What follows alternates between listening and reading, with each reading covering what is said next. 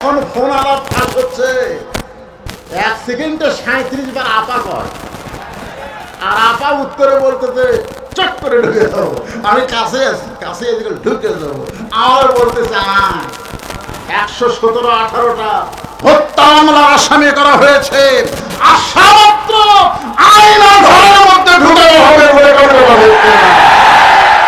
মনে করছো তুমি আবার ক্ষমতার চেয়ারে বসবা, সেই চিন্তা করো না। এই স্বৈরাচারকে পতন করার জন্য হাজারো যুবক, হাজারো জনতা জীবন দিয়েছে। বাংলাদেশের কিছু বলে আবু সাইদ অস্ত্রের সামনে 2 হাত ধরে দাঁড়িয়ে গেছে, ও শহীদ না। যারা বলে শহীদ না তারা হলো মুনাফিক। আবু সাইদের মতন যে সমস্ত যুবক এই স্বৈরাচারকে হটানোর জন্য জীবন দিয়েছে, এরা মরে নাই। আল্লাহর কোরআন বলতেছে এরা জীবিত মেরুদণ্ড। এই জন্য বঙ্গভবনকে মিউজিয়াম বানানো হচ্ছে, ধরে কারণ ঠিক কিনা ভাই? গণভবনকে মিউজিয়াম বানানো হচ্ছে, সময় ভালো চলতেছে, ধরে কারণ ঠিক কিনা? আরো ভালো হবে। কেমনে হবে? সূরা আসরের 4টা পয়েন্ট আপনারা একটু শোনেন, আসর পর্যন্ত, বেশি সময় না। তাহলে ইমানের 2 নম্বর হলো তাসদিক বিল জানান। কলিজার মধ্যে যখন ঈমান থাকবে, এই মানুষটা কোনোদিন বলতে পারবে না আমার দয়াল বাবার দরবারেতে কেউ ফিরে না খালি হাতে। বলতে পারবে? এই ধরনের পারবে? কলিজার মধ্যে যার ঈমান থাকবে, তার বিশ্বাস হচ্ছে ইয়াকা নাবুদু ওয়া ইয়াকা নাস্তাইন। ইবাদত করব যার, গোলামি করব যার, সাহায্য চাইবো তার কাছে। আল্লাহ ছাড়া কারো কাছে আমাদের চাওয়ার কিছু। এখন যদি কেউ বলে আল্লাহর ধন নবীরে দিয়া, আল্লাহ আছে গায়েব হইয়া, নবীর ধন খাজা নিয়া শুয়ে আছে আর বেড়ে, কেউ ফিরে না খালি হাতে, খাজা তোমার দরবারে। কি সুবহানাল্লাহ। তাসদিক বিল জানান, কলিজার মধ্যে যখন ঈমান থাকবে, আমল বিল আরকান। এই ঈমান অনুযায়ী আমল করতে গেলে আমাদের নবীর দরকার আছে না নাই? মা তাকুমুর রাসূলু ফাখুযুহু ওয়া মা নাহাকুম আনহু ফান্তাহু। এই আয়াতটা আল্লাহ কার শানে নাযিল করছে? এই জোরে বলেন, কার শানে? আমাদের নবীর শানে নাযিল করছেন। আমাদের নবী যেইটা গ্রহণ করবে সেইটা গ্রহণ করা লাগবে, নবী যেইটা নিষেধ করবেন সেইটা করা যাবে। আপনারা বলেন তো, এই গ্রহণ করা আর নিষেধ করা এটা কখন শুরু হয়েছে? আজকে ঈদে মিলাদুন নবী, আমাদের বগুড়াতে একজন আশেকের রাসূল আছে, এই ঈদে মিলাদুন নবী নিয়ে খুব বাহাস তর্ক করতে চায়। আমরা সকলে বিশ্বাস করব রবিউল আউয়াল মাসে নবী এসেছেন, এই মাসে নবী চলে গেছেন, কিন্তু কয় তারিখে নবী এসেছেন এই তারিখ নিয়ে মতভেদ আছে, কিন্তু নবী কয় তারিখে বিদায় নিয়েছে এই তারিখ নিয়ে কোনো মতভেদ নাই। ঠিক কিনা? কিসের ঈদ? নবীর জন্মে সবাই খুশি, এমনকি আবুল আহাব পর্যন্ত খুশি। জোরে কোন ঠিক কিনা? এই কথা কন না কেন? এই যে মা তাকুমুর রাসূলু ফাখুযুহু আমল বিল আরকানের উপরে কথা বলতেছি, এইটা কিন্তু নবীর জন্মের পর থেকে না।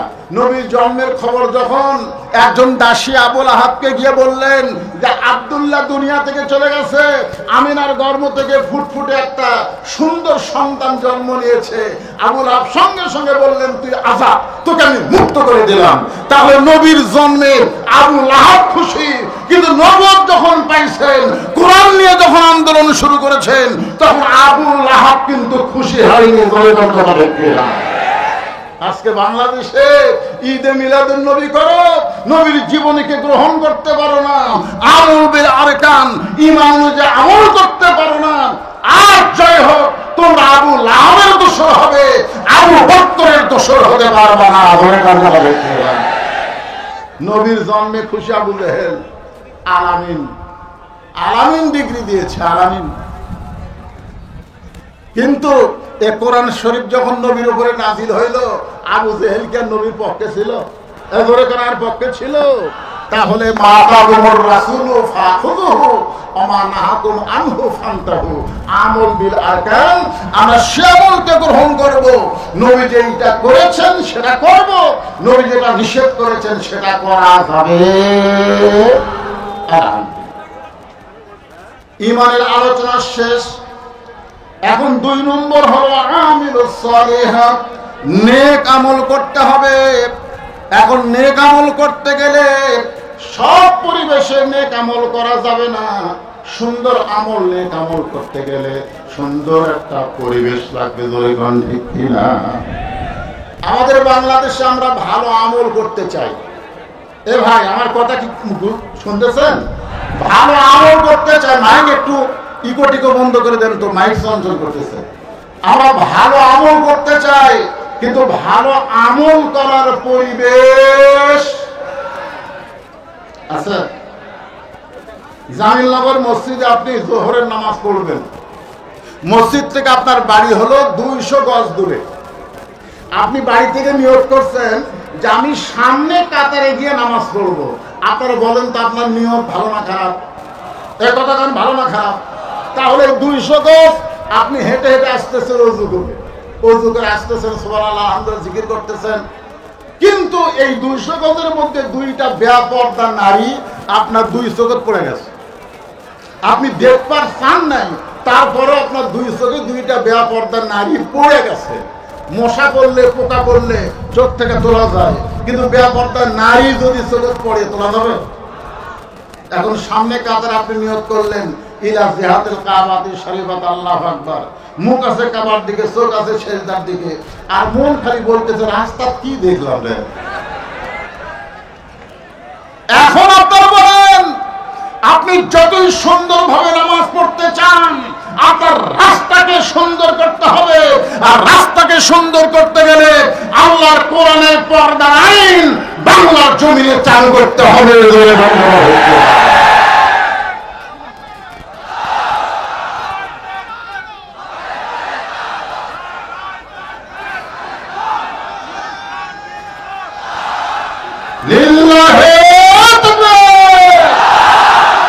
আল্লাহ পবিত্র কোরআনে বলেন, অকরনা ফি বুয়ুতিকুন্না ওয়ালা তাবাররাজনা তাবাররুজাল জাহিলিয়াতিল উলা। আল্লাহু আকবার। তাহলে কি বুঝলেন? যে সুন্দর মসজিদে সুন্দর আমল করতে গেলে যে রাস্তা দিয়ে আমরা মসজিদে আসবো, এই রাস্তাটাও সুন্দর করা লাগবে। এখন রাস্তা সুন্দর মানে কি? আমার এরশাদ ভাইকে বলবেন, ভাই রাস্তার পিচটি উঠে গেছে, তো রাস্তা সুন্দর করে একটু নির্মাণ করে দেন। এই সুন্দর নয়। স্বৈরাচারী সরকার তল দেওয়া রাস্তা, উপর দেওয়া রাস্তা বানাইছে। কথা কন না। আমাদের বগুড়াতে রেলগেটে এখন আসলে মনে হয় কে বগুড়া না লন্ডন। দোকান দেখে না, তল দেওয়া গাড়ি যায়, উপর দেওয়া গাড়ি যায়। রাস্তা শুধু সুন্দর করলে হবে না, রাস্তাকে নিরাপদ করতে হবে ঈমান আমলের জন্য।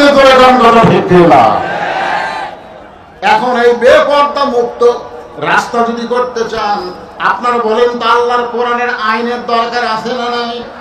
তাহলে আমিলুস সালিহাত, নেক আমল করতে গেলে আল্লাহর কোরআন ছাড়া, নবীর বিধান ছাড়া কখনোই করা সম্ভব? জোরে কোনো সম্ভব? সুন্দর আমল যখন আমরা করতে চাই, তাহলে আমাদের সুন্দর পরিবেশের একটা দরকার আছে। সুন্দর পরিবেশ যদি তৈরি করতে চাই, তাহলে সুন্দর একটা সমাজ লাগবে। ধরে বলেন কি লাগবে? সুন্দর একটা সমাজ যদি তৈরি করতে চাই, তাহলে সুন্দর একটা রাষ্ট্র লাগবে। সুন্দর একটা রাষ্ট্র যদি তৈরি করতে চাই, তাহলে সুন্দর একটা সংবিধান লাগবে। ডক্টর ইউনূস, ডক্টর কামালের কাছে সংবিধান পরিবর্তনের জন্য যাওয়ার দরকার নাই। সুন্দর সংবিধান করতে গেলে আল্লাহর কোরআন দরকার। জোরে কোন ঠিক কিনা? আল কোরআনের আলো কুটি জানো?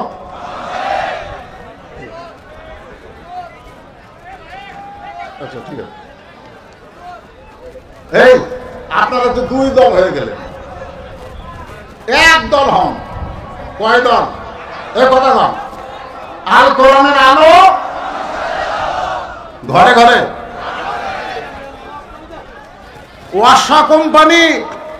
ওয়াসা কোম্পানি ঢাকায় একটা ট্যাঙ্কি বানাইছে, যে ট্যাঙ্কির ধারণ ক্ষমতা হলো 2 কোটি লিটার। 5-6টা ডিপ টিউবওয়েলে পানি ওই ট্যাঙ্কি ভরায়। ওই ট্যাঙ্কির পানি পাইপের মাধ্যমে ঢাকার প্রত্যেকটা বাসায় বাসায় সাপ্লাই হয়। কিন্তু গভীর রাত্রে কে যেন ট্যাঙ্কির ছাপনি খুলে শয়তানি করে, চক্রান্ত করে ট্যাঙ্কির মধ্যে 2টা মরা মহিষ ঢুকাই দিছে। ওই মহিষগুলো আস্তে আস্তে ফুলতেছে, পচতেছে, পচা পানির সঙ্গে মিশ্রণ হয়ে ওই পানি ট্যাঙ্কি থেকে প্রত্যেকটা বাসায় চলে আসতেছে। বাসায় এখন গিলাসে পানি নিয়ে আপনি যদি কোরআন তেলাওয়াত করেন, ওয়াসাকাহুম রাব্বুহুম শারাবান তাহুরা, আপনি বলেন পানি পাক না না পাক? কেন না পাক? আপনি তো কোরআন ঘরের মধ্যে পড়তেছেন। কারণ পানি যেখান থেকে আসতেছে ওই মূল জায়গা যদি পরিষ্কার না থাকে, আপনি যতই কোরআন তেলাওয়াত করেন আপনি পবিত্র হতে পারবেন না। আগে ট্যাঙ্কি পবিত্র করার ব্যবস্থা। বর্তমান ট্যাঙ্কির নাম হলো সংসদ। যেখানে ট্যাঙ্কির নাম কি? সংসদ। আজকে অনেকে বলে, হুজুর হুজুর ভালো মানুষ কোনোদিন চেয়ারম্যান হয় না, ভালো মানুষ কোনোদিন এমপির আসলে যায় না। কারণ সংসদ খারাপ, ইউনিয়ন পরিষদ খারাপ, উপজেলা পরিষদ খারাপ, একটা জিনিসও খারাপ না। আর ভালো মানুষকে না পাঠানোর কারণে ওইটা গ্রামের আড্ডালয়, ওইটা আনামতের আড্ডালয়, ওইটা কুলকুতের আড্ডালয় হয়ে গেছে। ভালো মানুষগুলোকে আমরা যদি সংসদে বাড়াতে পারি, আর আল্লাহর কোরআন যদি সংসদে চালু হয়ে যায়, গোটা বাংলাদেশের জন্য ওয়াআমিলুস সালিহা, নেক আমল করা আমাদের সহজ হয়ে যাবে।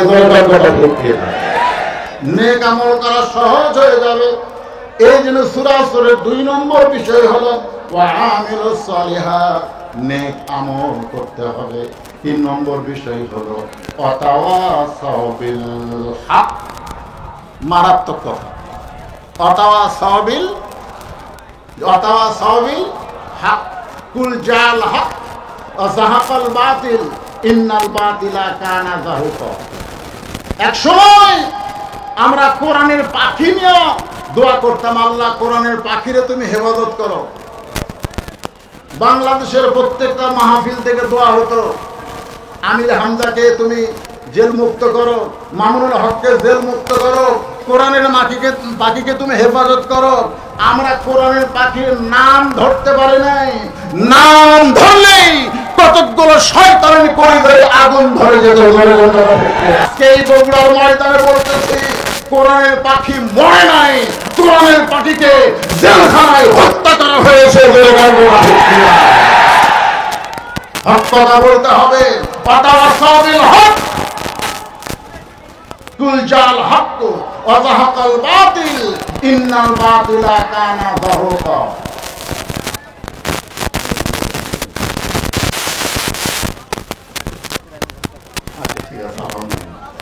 লিল্লাহি তাকবীর। আমার ভাতিজা আমির হামজা সাহেব চলে আসছেন। এই জন্য আমার সময় আমি যা বলছিলাম একটু কমে গেছে।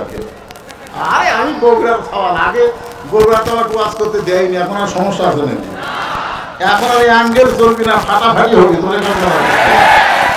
মনে করছেন বুড়া হয়ে গেছে, কিন্তু ওয়াজও বুড়ে, ওয়াও বুড়া না, ওয়াজ হবে চ্যাংড়া মার্কা। ঠিক কিনা বলেন? তো বহু দূরের মেহমান আসতেছে, এই জন্য আমাকে যে সময় দেওয়া হয়েছে, সময়ের মধ্যেই সূরা আসরের এই 4টা বিষয়, 2টা তো হয়েই গেছে।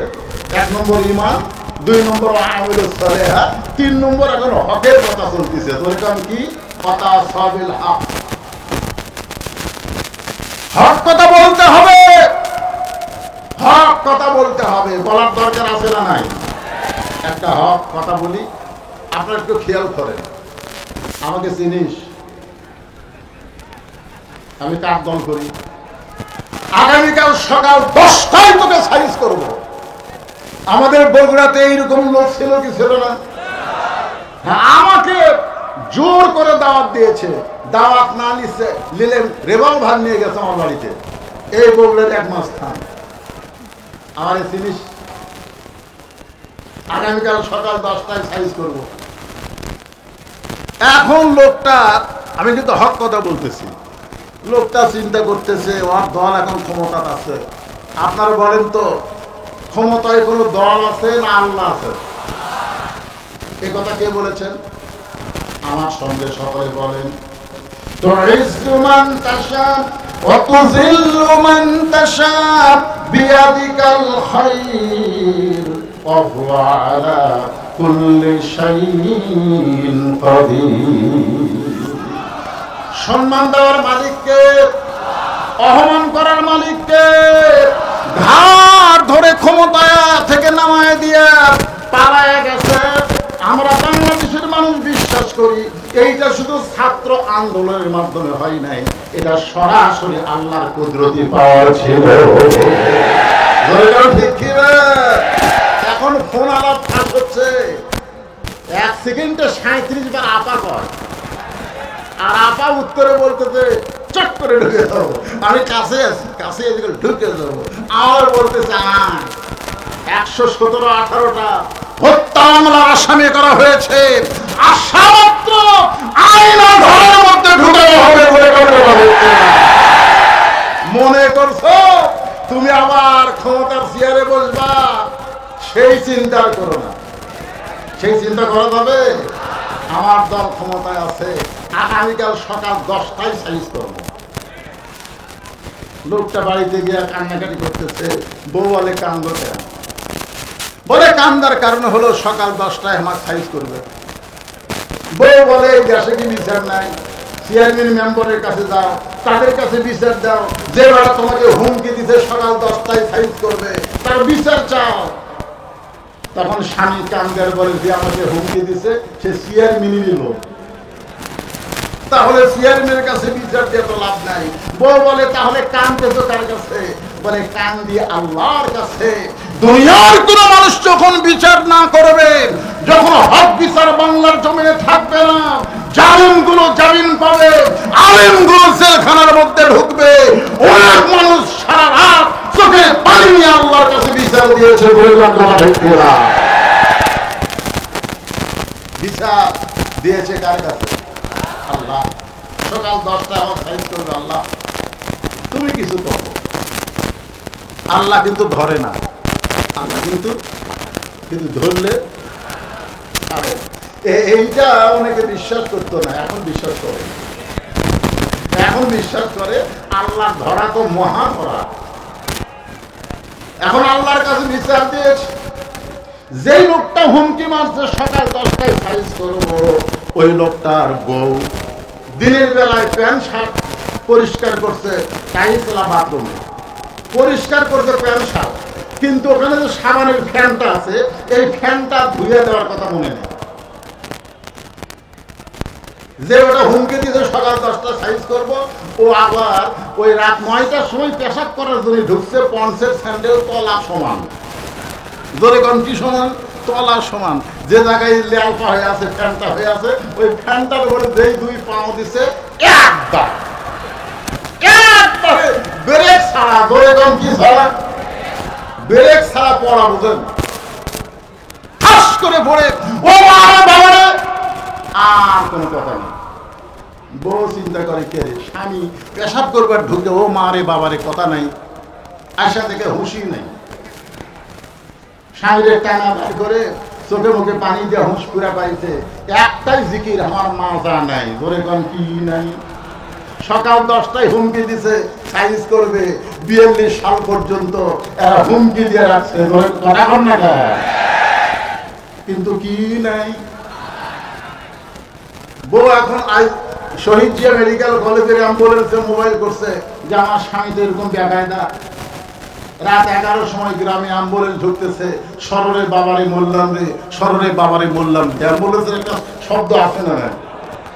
তো যে ব্যাটারে হুমকে দিয়েছে সকাল 10টায় সাইজ করবো, ও আবার বার হচ্ছে। বউ বলতেছে না না না না না, বার হবেন না, আপনার না সাইজ করবে। আরে সাইজ করবে সকাল 10টায়, এখন তো রাত 11টা। দেখি তো গ্রামে অ্যাম্বুলেন্স ঢুকলো কেন? আস্তে আস্তে গিয়ে দেখে যে বেটা হুমকি বাজছে ওরই দরজা। তক্তার মতন শান করে অ্যাম্বুলেন্সে ঢুকাই দিচ্ছে। ও এখন জানলার কাছে গিয়া বলে, ভাই সকাল 10টা পরে সাইজ করবে। আজকে বাংলাদেশের স্বৈরাচারীদেরকে হক কথা বলতে চাই। তোমরা ক্ষমতা থেকে বিদায় নেওয়ার 4-5 দিন আগে ইসলামী সংগঠনকে নিষিদ্ধ করলে, নিবন্ধন বাতিল করে দিলে, এখন তোমাদের খবর কি? তোমরা কোন অবস্থায় পড়ে গেছো?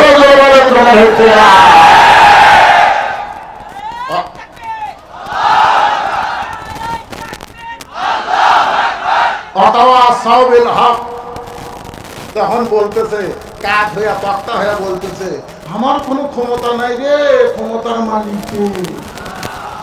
বঙ্গভবনের ছেলেরা সবই পাইছে, সব ভিডিও করে দেখাইছে। আর ওই দলের কতগুলা চামচা বলতো তাহাজ্জুদ পড়ে, 5 ওয়াক্ত নামাজ পড়ে, কোরআন পড়ে, গোটা গণভবনের ভিতরে জায় নামাজ কোরআন শরীফ পড়ে লাইনে চিটারি করেছ, বাটপারি করেছ, জনগণের কাছে মুখোশ উন্মোচন হয়ে গেছে। ওয়াতাওয়া সাবিল হক, হক কথা বলতেই হবে। জোরে বলেন কথা ঠিক কিনা? ওয়াতাওয়া সাবিস সাবর, ধৈর্য ধারণের কথা বলা হয়েছে। যাদের উপরে এত নির্যাতন করা হলো, সেই দলের আমির বলতেছে, আমরা ক্ষমা করে দিলাম, আমরা ক্ষমা করে দিলাম। কারণ কতগুলো কাজ তড়ি ঘড়ি করে করা যাবে না, সুন্দরভাবে করতে গেলে ধৈর্যের সঙ্গে করা লাগবে। বলে কথাটা ঠিক কিনা? আল্লাহ কোরআনে বলেন, ইজা আসাবাতুহুম মুসিবাতুন ক্বালু ইন্না লিল্লাহি ওয়া ইন্না ইলাইহি রাজিউন। পাড়াপাড়ি করলে হবে? যতগুলো কাজ আছে আমরা দিন দিন তো আমরা ওই যে নির্বাচন কমিশনারের মতন না। নির্বাচন কমিশনার এক সময় বললো যে 18% ভোট আছে, বেটা ঘুমায় গেছে, ঘুম থেকে উঠে 41%। আমরা বর্তমান বাংলাদেশ তন্ন তন্ন করে দেখতেছি, আমাদের কোরআনের দলের সৈনিকেরা দিন দিন বাড়তেছে। এটা নির্বাচন কমিশনারের মতো নয়, এটা বাস্তব। বাংলাদেশে দিন দিন মানুষ, এমনকি হিন্দুরাও পর্যন্ত আল্লাহর কোরআনের শাসনকে গ্রহণ করার জন্য রাজি হয়ে যাচ্ছে।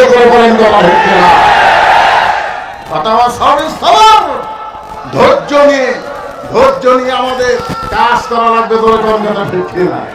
ভাইজান, আমি আপনাদের এলাকার ছেলে, পাশে আমার বাড়ি, জামিলনগর আমার জামাইয়ের বাসা। তো আমাকে একটু বলা হয়েছে, হুজুর আপনি ওয়াজের শেষের দিকে জনগণকে বলবেন মসজিদের জন্য তারা যদি কিছু দেয়।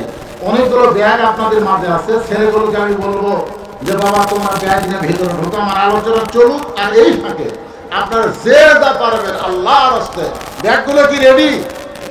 হ্যাঁ, ওই যারা ডানায় আছে তাদের কাছ থেকে আগে নেওয়া শুরু করো বাবা। যারা ডানায় আছে, হ্যাঁ, তাদের কাছ থেকে সবাই দিবেন। যেটা দিবেন কার জন্য দিবেন? আল্লাহর জন্য। বলবেন কার জন্য? আর যেটা দিবেন মনে করবেন এইটাই আপনাকে জান্নাত পর্যন্ত পৌঁছায় দিবে। আর সকলে হাবিবুল্লাহ দান করে আল্লাহর দোস্ত করে সুবহানাল্লাহ। আর সবচেয়ে বড় দান হলো আল্লাহর ঘর মসজিদে দান করা। 3 তলা মসজিদ, মহিলাদের জন্য 3 তলা মসজিদ করা হবে। মানে এখানে দোতলা তো হয়ে গেছে মাশাআল্লাহ, এখন 3 তলা মহিলারা যেন জামাতের সঙ্গে নামাজ পড়তে পারে। এই জন্য আপনাদের কাছে সাহায্য চাওয়া। ব্যাগ যাচ্ছে আপনারা দিয়ে দেন, সবাই পকেটে হাত দেন। যিনি যা পারবেন আল্লাহর রাস্তায় দান করবেন। যিনি যা, মহিলা প্যান্ডেলও ব্যাগ দেওয়া আছে। আমার মায়েরা আল্লাহর রাস্তায়, মায়েরা চিন্তা করতেছে হুজুর তো আমাদের কোনো ওয়াজ করলো না। হ্যাঁ মায়েরা, আপনাদের ওয়াজ করতেছি। অন্তত 4-5 মিনিট আমার মা বোনদের জন্য ওয়াজ করার দরকার আছে না? দরকার আছে না? কিছু ওয়াজ হয়েও গেছে। আমার মায়েরা খালি স্টার জলসার জি বাংলা দেখা বন্ধ করুক, ইনশাল্লাহ আগেকার মতো মা বোনের আবার আমরা পেয়ে যাব। এগুলো ভারতের চ্যানেলে দেখবেন না মা, আপনাদের পায়ে ধরে বলতেছি, আপনাদের বেশি আমল নাই। আল্লাহ রাসূল মেয়েদের জন্য মাত্র 4টি আমলের কথা বলেছেন। ধরে কোন কয়টা? এই কথা কম। ইমানের পরে মেয়েদের জন্য মাত্র 4টা আমল। এক নম্বর আমল হচ্ছে 5 ওয়াক্ত নামাজ। আমার মায়েরা যেখানে বসেছেন একটু মনোযোগ দিয়ে শোনেন। 2 নম্বর হলো রমজান মাসে রোজা। 3 নম্বর স্বামীর কথা মতো চলা। আর 4 নম্বর শরীরকে ইবাদত পর্দা করা। এই 4টা আমল মহিলাদের জন্য আল্লাহ রাসূল বলেছেন। রাসূল বলেছেন এই 4টি আমল যে মেয়েরা করতে পারবে আল্লাহ তাদের জন্য 8টা জান্নাতের দরজা খুলে দিবে। এই হাদিসটা রাসূল যে বছর বলেছেন ওই বছরে রাসূল আবার হজ যাচ্ছেন। ধরে যান কোথায় যাচ্ছেন? এই কোথায় যাচ্ছেন? হজে যাচ্ছেন। তো মা আয়েশা যিনি 6 লক্ষ হাদিসের হাফেজা, তিনি রাসূলকে বললেন, হে রাসূলুল্লাহ, মেয়েদের জন্য মাত্র 4টি আমল, এর বেশি কি আমল করার সুযোগ নাই? আল্লাহ রাসূল বললেন, আয়েশা তুমি কি মনে করো আমলের কথা আমি বলতেছি? আল্লাহ রাসূল কি কোনো কথা নিজে বলেছেন না আল্লাহ বলেছেন? ধরে কোন কে বলেছেন? মা ইয়ানতিকু আনিল হাওয়া ইন হুয়া ইল্লা ওয়াহয়ুহা। রাসূল নফসের তাড়নায় কোনো কথা বলেন নাই। নবী যা কিছু বলেছেন সব তার কথা। মা আয়েশা বললেন, হে রাসূলুল্লাহ, আমি হজে যাওয়ার চাই। আমার মায়েরা যারা পর্দার অন্তরালে মনোযোগ দিয়ে শোনেন, মা আয়েশা বললেন, আমি হজে যাওয়ার চাই। আল্লাহ রাসূল বললেন, আমি তোমার দায়িত্ব নিবার পারবো না। আমি তোমার দায়িত্ব নিবার পারবো না, কারণ হাজার হাজার সাহাবীদেরকে নিয়ে আমি হজে যাব, তাদের মুআল্লিমি করতে হবে। তোমার দায়িত্ব নেওয়া যাবে না, কারণ একটা মহিলা মানুষের দায়িত্ব নেওয়া হজের মধ্যে বিরাট কঠিন। যারা বউ নিয়ে হজ করতে তারা বুঝতে, যারা বউ নিয়ে হজ করবে দেখবেন কিছু না হারালেও বউ হারাবে। কি হারাবে? বউ হারাবে। তাওয়াফ করতে গিয়ে এত ভিড়, স্বামীর হাত ধরে তাওয়াফ করতেছে, হঠাৎ ভেঙে ঠেলে হাত ছেড়ে দিছে। যে হাত ছেড়ে দিতে ওই এখন বউ পিছন দিতে চিল্লাই। এখন তাওয়াফের সামনে যাওয়া বাদ দেয়, বইয়ের কাছে আসতেছে, আর তাওয়াফ হবে? এই জন্য রাসূল বলেছেন, আমি তোমার দায়িত্ব নিবার পারবো না। মা আয়েশা খুব ছোট্ট মানুষ ছিলেন, কারণ 9 বছরে নবীর সংসারে আইছেন, 18 বছর বয়সে নবী দুনিয়াতেই বিদায় নিয়েছেন। একটু জেদ ধারণ করলেন, আমি যাবই। এমন সময় আব্দুর রহমান ইবনে আবু বকর বললেন, ইয়া রাসূলুল্লাহ, আমি যদি আয়েশা দায়িত্ব নিবার চাই তাহলে কি আয়েশা হজে যাওয়ার পারবে? আল্লাহ রাসূল বললেন, কোনো আপত্তি নাই। তার মানে বোঝা গেল মেয়েরাও হজ করতে পারবে, কিন্তু সঙ্গে মুহরিম থাকা লাগবে। ধরে কারণ কি থাকা লাগবে? ধরে কারণ কি থাকা লাগবে? মুহরিম থাকা লাগবে। মসজিদে আয়েশা যেখানে আছে ওই জায়গায় এসে মা আয়েশার মাসিক ব্যারাম শুরু হয়ে গেল। মেয়েদের প্রতি মাসে একটা ব্যারাম আছে না নাই? একটা অসুখ আছে না নাই? যে অসুখ শুরু হয়ে গেলে নামাজ পড়া যাবে না, রোজা করা যাবে না। মা আয়েশার অসুখ শুরু হয়ে গেল। ওই জায়গায় একটা মসজিদ হয়েছে, নাম হলো মসজিদ আয়েশা। আয়েশা বলে, ভাই আমার তো এইরকম অবস্থা হয়েছে। আব্দুর রহমান বললেন, কয়দিন লাগবে? বলে 5-7 দিন লাগতে পারে। আব্দুর রহমান আফসোস করে বলতেছেন, এই জন্যই রাসূল তোমার দায়িত্ব নিতে চাই নাই। তার মানে বোঝা গেল হজ এইটা মেয়েদের জন্য অপশনাল সাবজেক্ট হতে পারে, কিন্তু স্পেশাল কোনো সাবজেক্ট না। কিন্তু 4টা বিষয় মেয়েদেরকে আমল করাই লাগবে। নবীর মেয়ে ফাতেমা কিন্তু হজ করে নাই, অথচ সাইয়্যিদাতুন নিসায়ে আহলে জান্নাহ, জান্নাতি নারীদের নেত্রী হয়ে গেছে। ধরে কাম সুবহানাল্লাহ।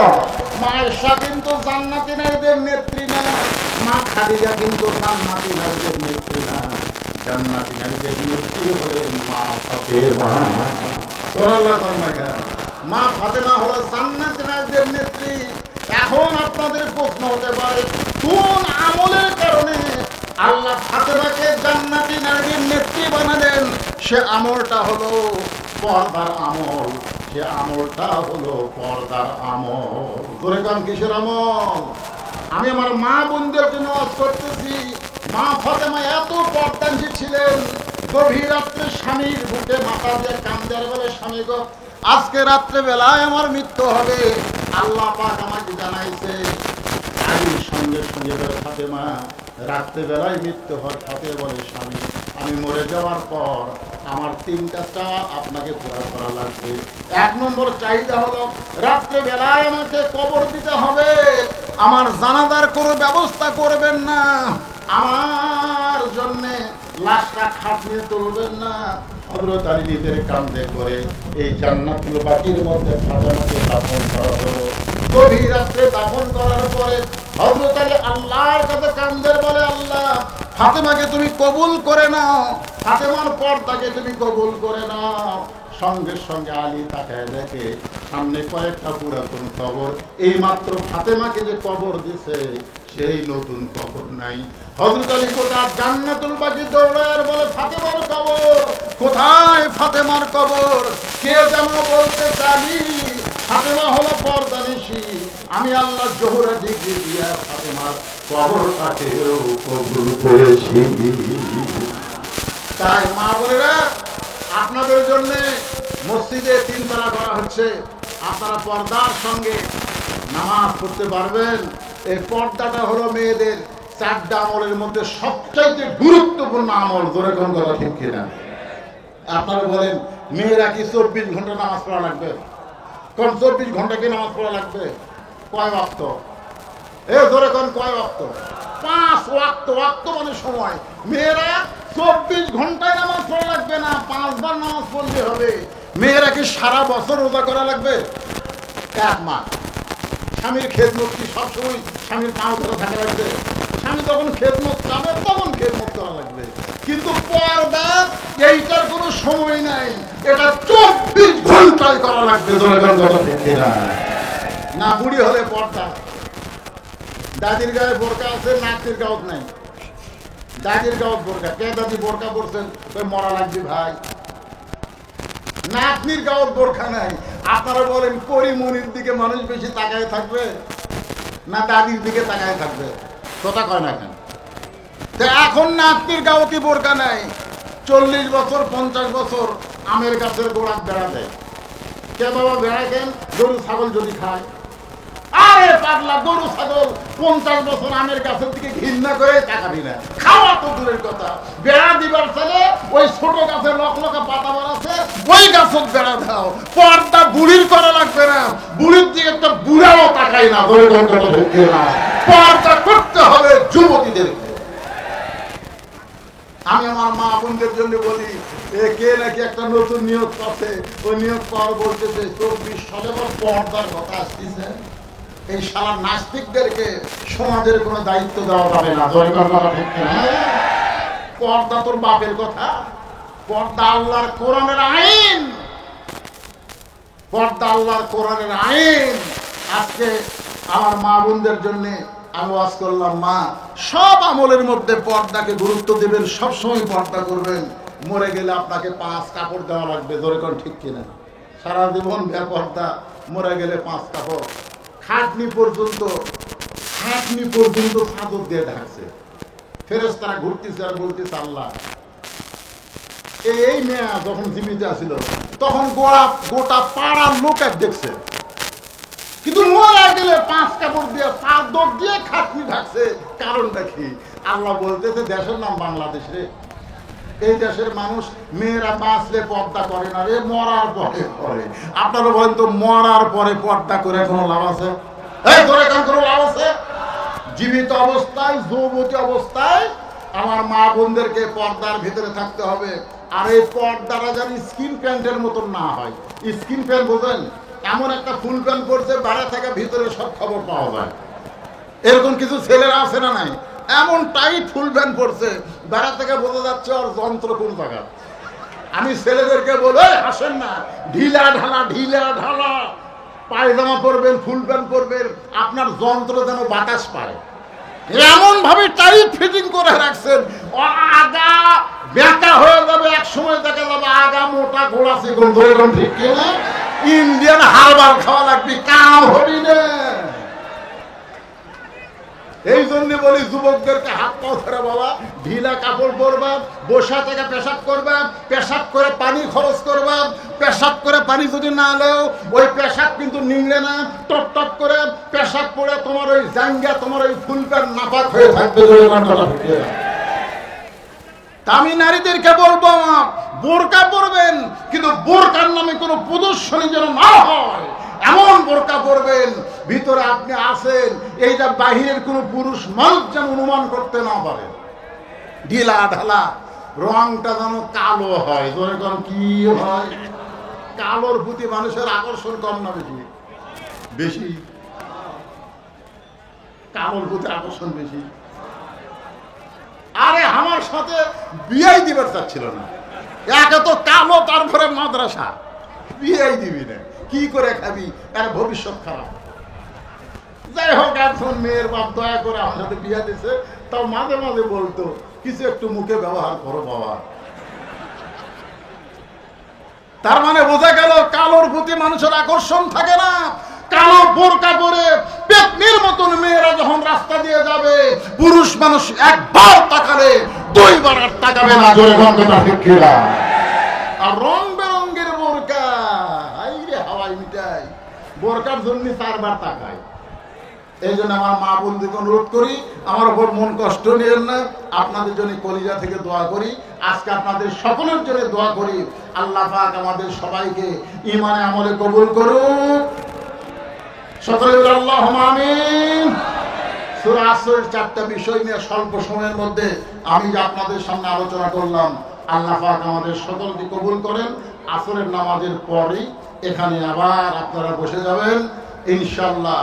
আমার ভাতিজা মুফতি আমির হামজা কন্টিনিউ একটু তাকে বেশি সময় দেওয়া হচ্ছে। আসর তো আমরা পড়ি একটু দেরি করে, কিন্তু তার সময় আসর থেকে মাগরিব খুব অল্প সময়। এই অল্প সময় না দিয়ে একটু বেশি সময় দেওয়ার জন্য আমরা একটু আগে আসরের আসর, কয়েকদিন আগে আমরা করে আসলাম, ওখানে 4:45 আসর হয়।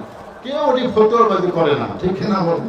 কিন্তু এই বাংলাদেশে ঘেরে সময় না হচ্ছে আসর, এই জন্য কোনো ফতোয়াবাজি না। আমরা একটু আগে ওদের পড়ে বেশি আলোচনা শুনবো। আল্লাহ কবুল করুক। আসসালামু আলাইকুম ওয়া রাহমাতুল্লাহি ওয়া বারাকাতুহু।